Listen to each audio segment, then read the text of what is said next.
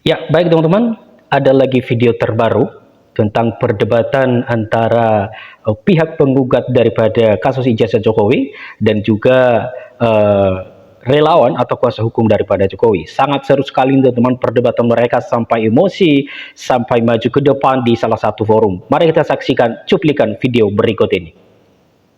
Di Susana, tidak dia malu terbongkar. Tidak ada jujur, aduh tidak jujur. Tidaklah jujur kau. Kau bawa-bawa agama, aduh malu saya lo.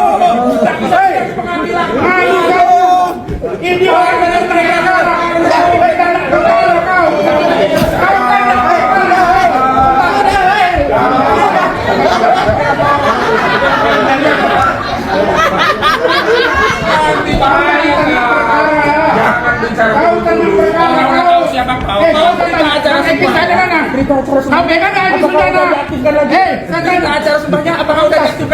Berita acara sebanyak saya kalau bisa, tolong kasih saya kesempatan. Saya mau katakan bahwa mereka ini tidak jujur dalam grupnya. Egy Sujana tidak ikut sebagai kliennya, tapi mereka gunakan nama dia. Mas Roy, hati-hati Mas Roy. Jangan diajak saya, kalau mau jago di luar ayo. Jangan jadi anak-anak. Ayo.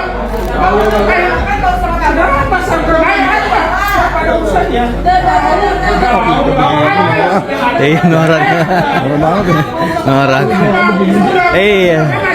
Ini bukan dialog lagi, nggak sehat. Ini pribadi. Orang-orang ini kok boleh sama gua bisa Bang, udah. Kapan pun jadi dengan kau? Bukan. Kau yang sakit di sini. Apa itu? Bukan. Yo, 2 menit. Pak Abah, mulai malam ini, kayak gitu ngikut dari kuasa hukum dia ya. Malu dia. Udah. Kau berjuang untuk rakyat tapi kau tidak jujur dengan dirimu. Udah. Alah. Kau keren korban kan Bang Egy.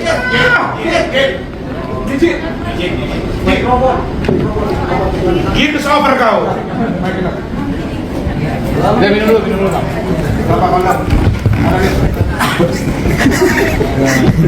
Ini soalnya eksklusif ini. Eksklusif.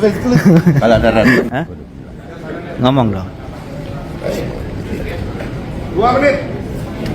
Teman-teman, bagaimana video tadi? Sangat seru sekali kan? Mari kita review sedikit. Itu adalah merupakan salah satu perdebatan antara Rasman dan juga kuasa hukum daripada pihak penggugat, yaitu Ahmad Khojinuddin dan Roy Suryo ada juga di situ, dan beberapa rekan-rekan lainnya. Kita bisa lihat bahwa ya ini sangat luar biasa sekali perdebatan ini, sampai-sampai di antara mereka ada yang panas dan baper dengan dengan perkataan yang dilontarkan oleh beberapa pihak, sehingga mereka tidak bisa terkendali lagi sampai maju ke depan. Dan ya agak sedikit ada ketegangan teman-teman. Mari kita lanjut untuk menonton video berikut ini. Lo bilang cebokor. Lo bilang cebokor. Lo cebokor. Iya. Ini dia bilang congor. Hati-hati. Lo makanya bicara cebokor itu kotoran. Congor itu adalah mulut. Oke.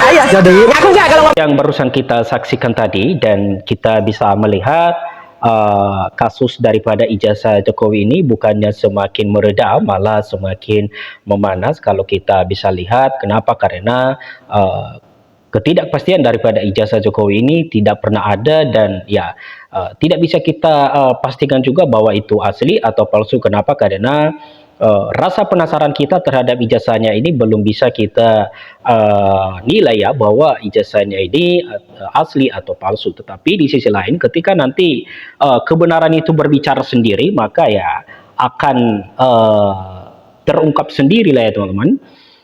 Ketika nanti di salah satu pihak mereka, terutama di pihak tergugat, menunjukkan daripada ijazahnya, dan akan ada kooperatif di salah satu pihak, ya mungkin masalahnya bisa selesai dan bisa menerima sanksi daripada yang salah dan juga yang istilahnya sebaliknya, begitulah teman-teman ya.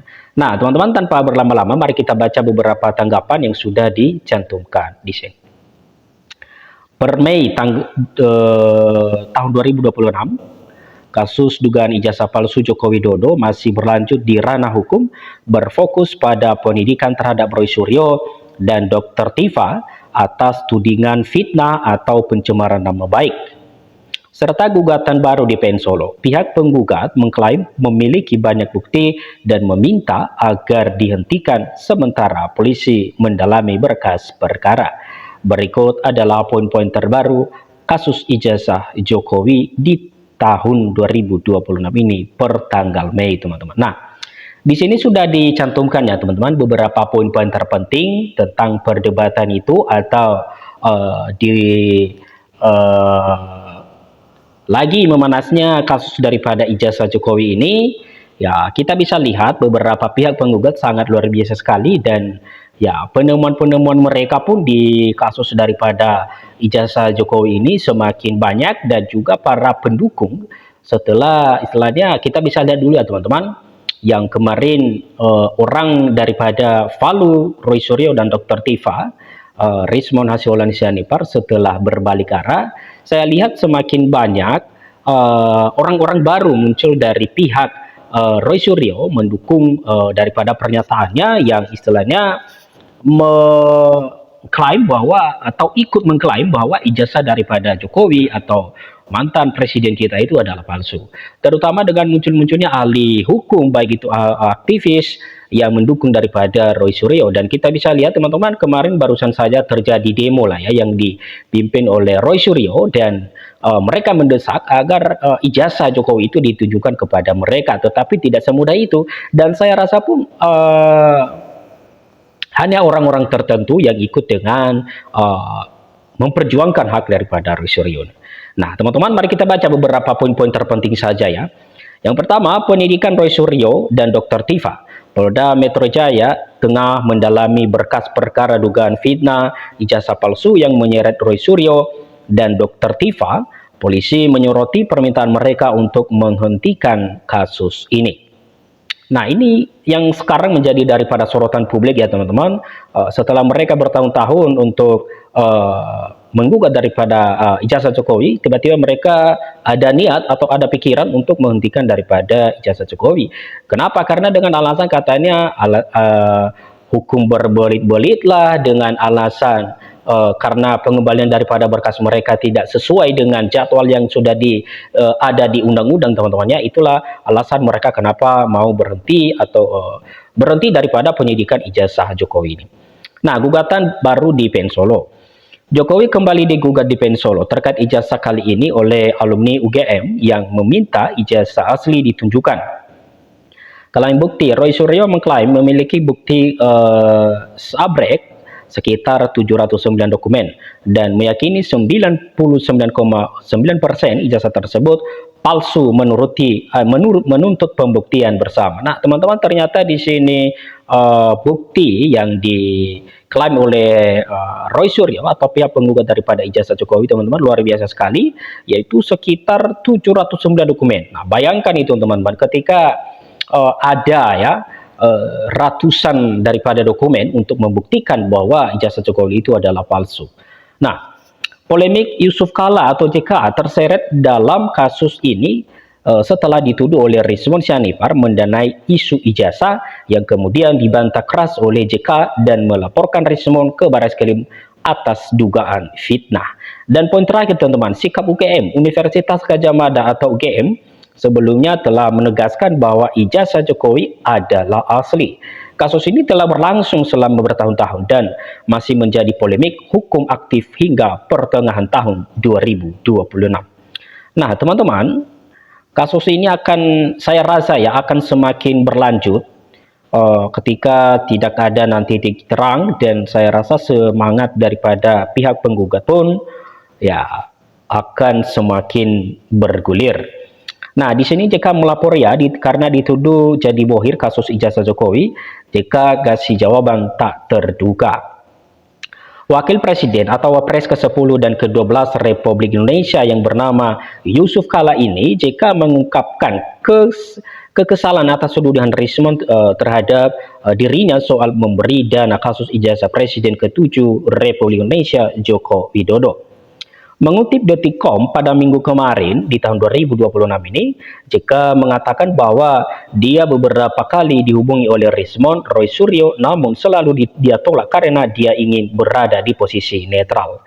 Nah, teman-teman, ternyata pihak mereka yang menuduh ini beberapa kali menelpon daripada mantan Presiden ke-10 dan ke-12 ini untuk meminta mungkin ya ada pendapat atau meminta klarifikasi lah, yang mengadakan sesi klarifikasi kemungkinan, tetapi karena JK ini berada di posisi netral, dia tidak mau, dia harus menghadapi dengan hukum yang berlaku. Nah, ini soal Rismond ini sudah melibatkan semua orang, dituduhlah saya, dituduhlah Puan, dituduhlah SBY, dituduh siapa, itu pengalihan saja. Jadi saya marah kenapa? Apalagi saya dituduh kasih 5M, mana saya kasih 5M itu, ketemu aja tidak tahu saya, kenal pun tidak. Ini buktinya, ini bukti WA-nya. Tidak saya bilang, kata JK saat jumpa pers di kediamannya di Jakarta Selatan pada hari Sabtu lalu. Padahal kata JK, Jokowi menjadi presiden berkat dirinya. JK menceritakan bahwa dia yang menyodorkan nama ke Jokowi ke Ketum PDIP Megawati Soekarno Putri untuk pemilihan kepala daerah DKI Jakarta. Nah, ternyata di sini karena kekesalan mungkin ya daripada mantan presiden ke-10 ini dan ke-12, yaitu bernama Yusuf Kala atau yang sering dipanggil dengan JK, mengungkapkan kekesalannya bahwa sampai-sampai dia menyodorkan atau menyampaikan kata kekesalannya itu kepada Jokowi, bahwa ketika dia tidak menyodorkan nama daripada Jokowi, ya Jokowi katanya tidak menjadi daripada pemimpin untuk yang kedua periode akhir kemarin. Nah, padahal kata JK, Jokowi menjadi presiden berkat dirinya, menceritakan bahwa dia yang menyodorkan nama Jokowi ke Ketum PDIP Megawati Soekarno Putri untuk pemilihan kepala daerah di DKI Jakarta. Lalu menurutnya Megawati mau menekan pencalonan Jokowi sebagai presiden jika JK menjadi wakil presiden. Pasalnya Megawati menilai JK mampu membimbing Jokowi karena memiliki lebih banyak pengalaman. Kenapa Bu saya mesti wakil? Karena Pak JK yang paling berpengalaman, bimbinglah dia. Aduh, saya mau pulang ke kampung waktu itu, mau pulang ke Makassar. Ibu Mega bilang jangan Pak Yusuf didampingi. Saya tidak mau teken kalau bukan Pak Yusuf. Ya, bukan saya minta, bukan Ibu Mega minta sama saya agar didampingi karena beliau tidak berpengalaman, mengerti.